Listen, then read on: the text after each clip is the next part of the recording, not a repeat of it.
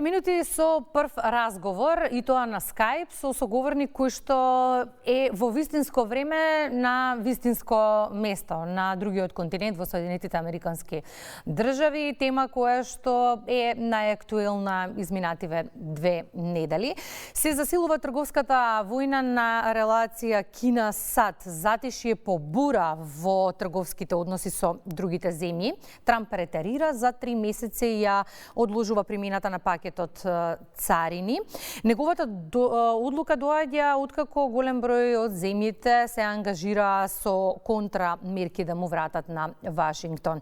Бирзите повторно го запалија зеленото светло. Што вели Фелата за ова? Дознаваме од нашиот соговорник. Велам добро утро или добра вечер за професорот Синиша Наумовски, кој што е од Универзитетот Хајделберг, наш долгогодишен пријател, кој патиме на студиска посета во Чикаго. Професоре, благодарам за позитивниот одговор за разговор во Македонија наутро.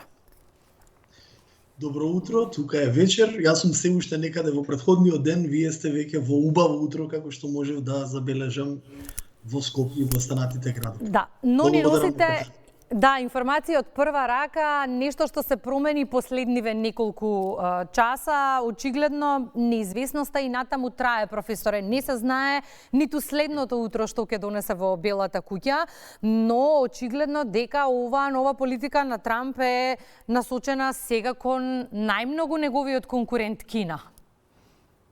Точно така, се согласувам во целост, работите се менуваат од час на час. Како стручна јавност, ние изминатава недела, чинам дека во среда бевме сведоци на тоа дека претседателот на Америка Доналд Трамп воведе царини за повеќето земји, повеќе од 70-тина, со кои Америка има трговска размена.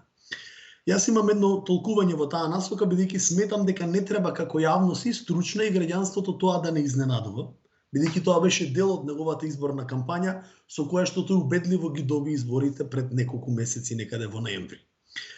Во насока на, предпоставувам дека е тоа добро обмислена стратегија на Трамп и неговата администрација уште додека бил надвор од Белата куќа.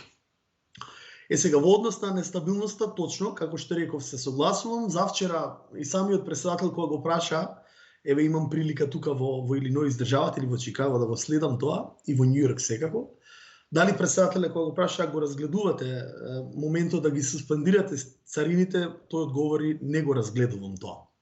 За да видиме денес, еве по моје денес, да има одложување за 90 дена, ги суспендира царините освен за Кина.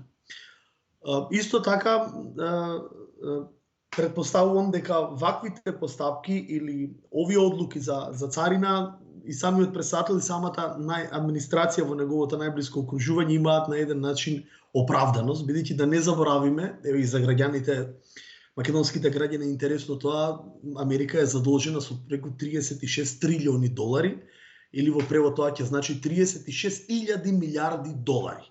Со тоа што мислам дека администрацијата на Трамп работи на тоа како да ја подобри ситуацијата во таа насока.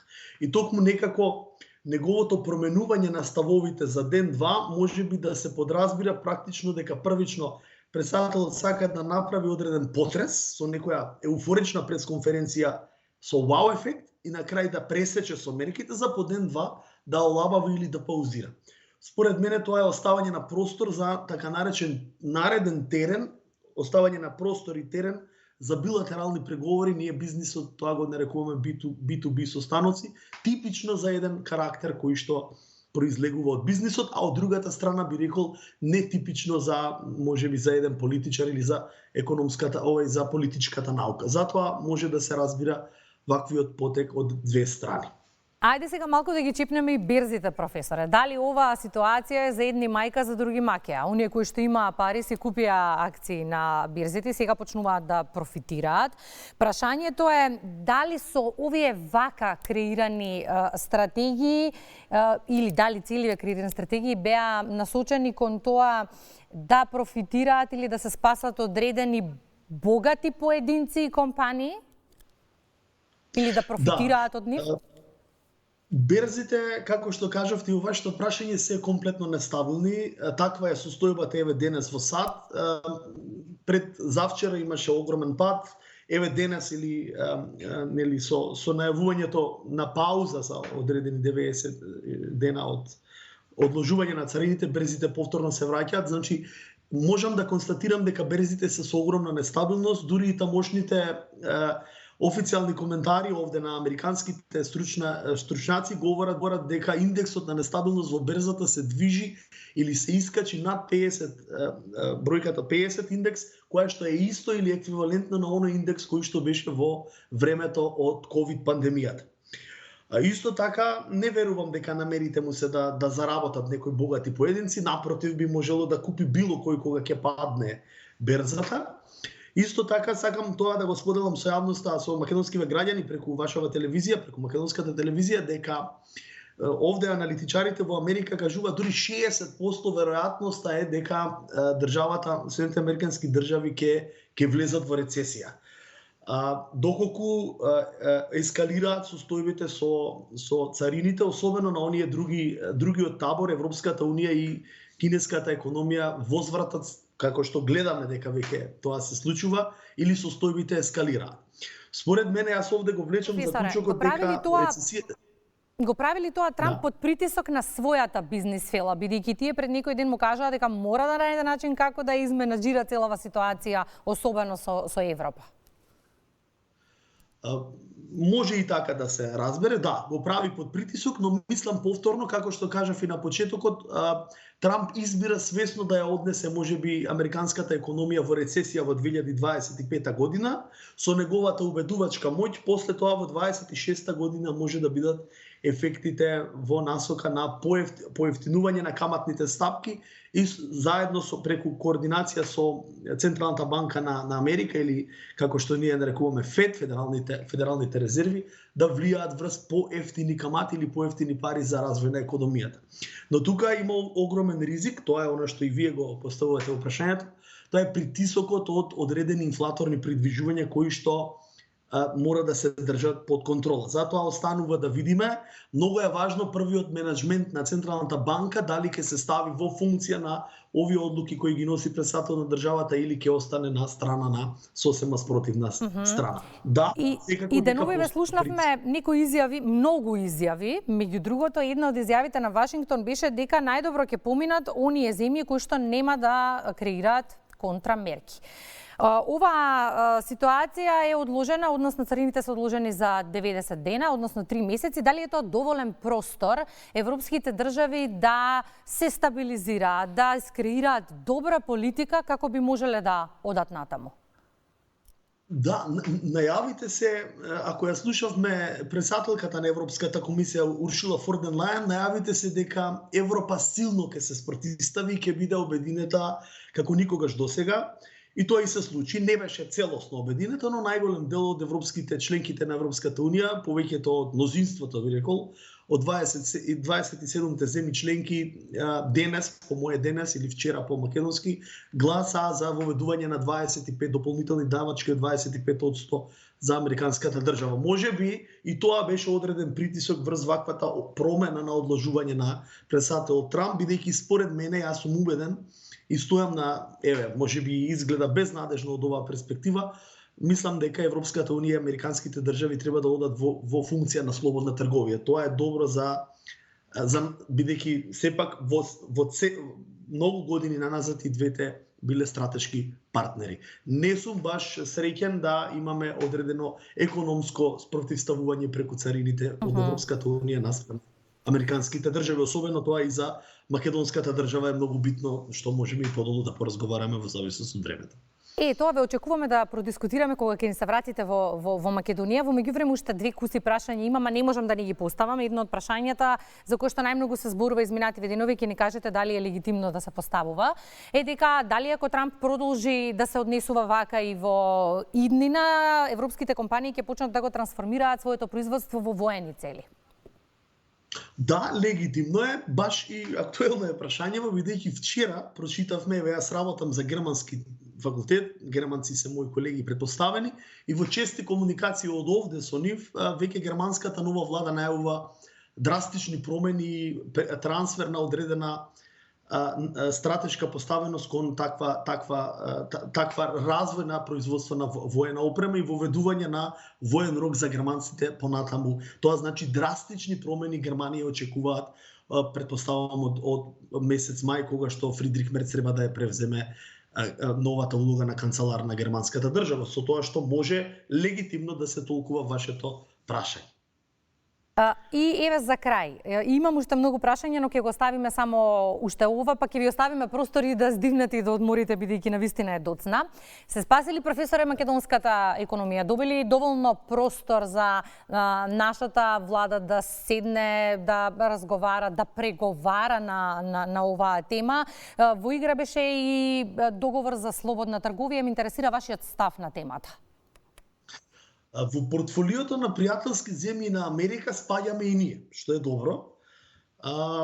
Значи, она што ние го направивме единствено и можно, го возвративме пред неколку дена, нашиот политички естаблишмент, јас мислам дека направи добар потек и ова го гледам како шанса, би рекол, шанса за нови рекомпонирани преговори за усогласување на формулата помеѓу Македонија и Соединетите Американски држави. Мора да им кажам на граѓаните уште една силна порака, бидејќи е важно тоа да не се шири негативна енергија или критика, дека не треба да имаме директна загриженост како граѓани или како економија од воведувањето на царините од американската држава. Зошто? Бидејќи нашата трговска размена со Америка не е ниту повеќе од 2% или некаде е маргинална. Има различни пристапи на пресметка, сега да не навлегувам во детали, но многу е важно да кажеме дека загриженоста треба да ја поставиме на индиректното влијание на воведувањето на овие царини. Еве гледаме дека се одложуваат, што е добро, и за 90 дена има многу простор за да се направат и други, да речам, стратешки постапки кои што ќе бидат во функција на одредени ублажување на одредени ризици. Македонија, би рекол, треба да има македонската економија поголема загриженост од индиректното влијание. Тоа значи од влијанието на овие царини врз Европската унија, особено врз германската економија, каде што ние сме над 40% зависни во однос на вкупниот извоз. Тоа би било според мене гледиштето на загриженост, а додека директните влијание од ваквото поставување на Доналд Трамп не треба да го имаме како приоритет, бидејќи Македонија работи со некаде трговски дефицит со околу 77 милиони долари со Америка, и реков уште еднаш ќе подвлечам, тоа нема да има влијание врз купниот извоз кој го правиме кон американската држава. Да се надеваме, оваа ситуација ни е нова и нам, професоре, останува да ни слегне и да ја анализираме во периодот кој што следува. Сосема за крај во една реченица слушнавме што кажува американската бизнис фела. Што вели граѓанинот, што вели народот на целата оваа ситуација? Што допира до вас? Да, еве, тука сум веќе 2-3 недели, ќе останам уште неколку недели. Граѓанинот има поделеност. Значи, во оние места кај што се рурални, попланински, или како да кажам, нецентралните подрачја, да речеме Чикаго, даунтаун важи секогаш за демократски град. Ако одите во Тексас, поделеност има. Значи, од една страна, американските граѓани очекуваат ефекти врз економијата. Да не заборавиме дека во Америка имаме во претходните економски политики, а тоа беше и последица на кризата, поголема цена на нафтата, во моментот поголема цена, инфлаторни притисоци. Значи, обичниот граѓанин во Америка ова нема да го почувствува, но од друга страна има и загриженост. Значи, некако би рекол се поделени, дури имаше одреден крик. Ако добро се сеќавате, мислам дека во петокот и медиумите кај нас го пренесоа тоа, имаше одредени протести, бидејќи на еден начин овие мерки кои се воведуваат се и контраверзни. Но јас очекувам, еве така ќе го дадам ова како заклучок, дека американската економија ефектите од сето ова можеби да ги почувствува во 2026. Но да не заборавиме, има и одредени ризици, како што кажавме, да влезе американската економија, освен во рецесија која свесно ја турка, намерно ја турка 2025, според она што јас можам да го заклучам, да влезе во дефлација или појавување на инфлаторни притисоци. Тоа ќе биде негативно многу, но очекувам дека ќе има ефект. Практично и Трамповите одлуки се токму за американските граѓани.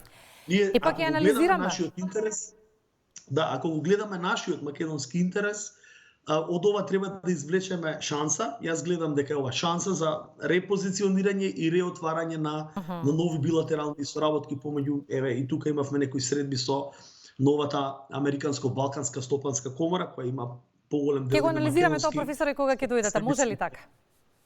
Може.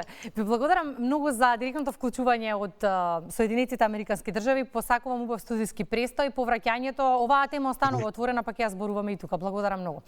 Професор Синиша Наумовски беше тоа за последната одлука на претседателот Трамп да ги одложи царините за 3 месеци. Кусо дел од програмската понуда, веднаш потоа нова гостинка и актуелна тема.